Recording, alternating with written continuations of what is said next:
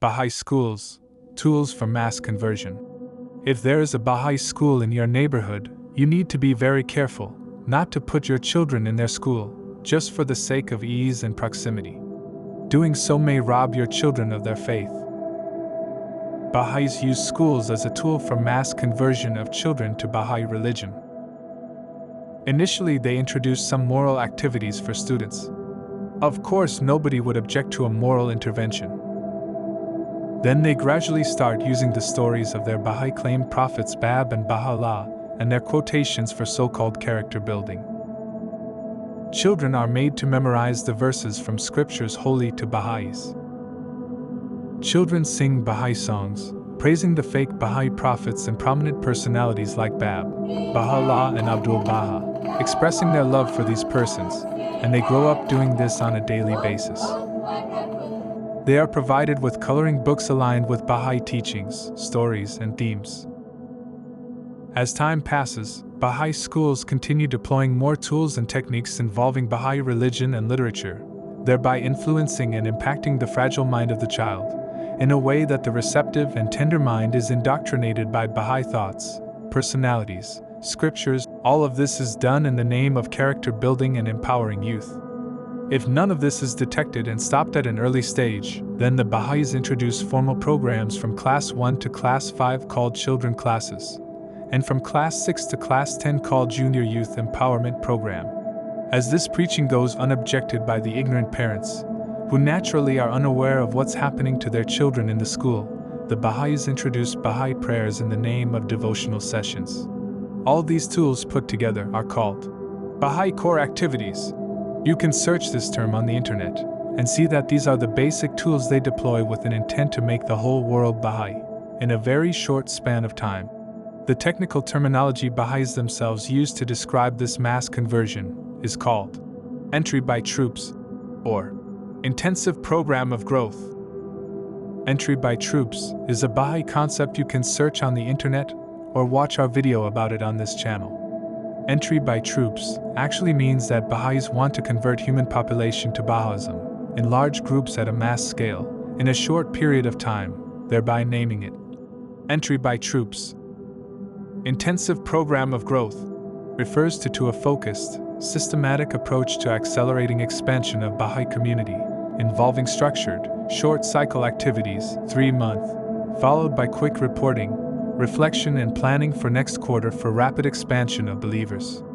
This is necessary so that they can quickly enter the golden age, when the whole world will be ruled by Baha'is.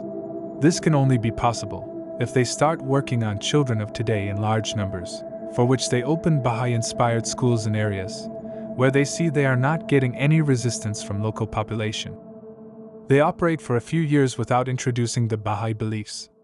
And if left uninterrupted or monitored, they gradually start introducing these Baha'i preaching and proselytization activities. In many parts of the world, such Baha'i activities have been subjected to legal action by the local law enforcement agencies to put to an end to such covert proselytization of children. Changing religion of children by deception or any other means is also against the International Geneva Convention and the child rights protected therein. Now let us understand why Baha'is particularly focus on child proselytization by opening Baha'i schools. The conversion from one religion to another follows the same process as convincing someone to buy a product. You need to take a person through 4 stages in order to change his or her decision regarding the adoption of a product, idea, or religion. First stage involves introducing the product, thought, or religion. The second stage involves creating interest. The third stage involves making the person experience the product, thought, or religion. And the fourth stage involves adoption of the product by purchasing it, or adoption of religion through conversion.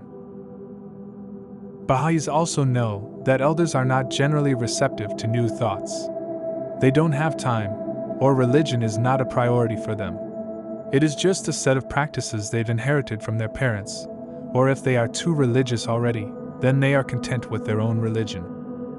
This mass conversion of human population to Baha'i religion, within a short period of time, is required to pave way for the time they call as Golden Age, when Baha'is rule the world.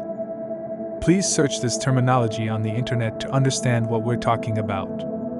Search on internet, Golden Age Bahai, or see our video on Bahai planning to rule the world. So very cunningly, the Baha'is focus on opening schools, enabling them to engage children in Bahai activities early on, at a time when the children are not capable of objecting to any thought they are exposed to. You can very easily introduce a thought, prayer, or quotation, stating it has a Bahai prayer or a prayer of Baha'u'llah, the Bahai Prophet, or a story of Bab or Abdul Baha, their holy figures, and the students would simply listen to it and be inspired, thereby moving to the second level of conversion, the first being introduction to the product, the second being creating interest. So if it's an interesting story of a Bahai Prophet, even if it's fake or crafted, the child will be interested without having any safeguards on, or an elder to protect against this covert brainwashing. Children are then engaged in Bahai prayers, and different activities such as singing Bahai songs, memorizing their prayers, quotations and stories of their pseudo-prophet, thereby taking the children to the third level of conversion.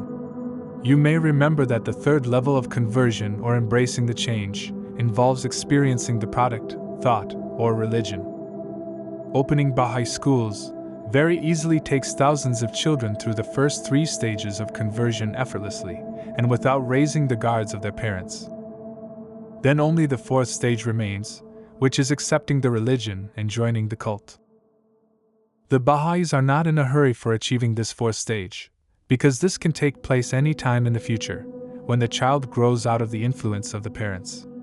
As the children grow and pass on to high school, university, and their practical life, they have already passed the 3rd stage of conversion, and many of them would ultimately move on to the 4th stage, by accepting the Bahai religion once they are independent. Unfortunately, they were indoctrinated by the Bahai beliefs and practices for years, at a time when they were defenseless and innocent, and their parents, unaware and ignorant of what they were going through at school. This is the gravest criminal act that can be perpetrated against the human race.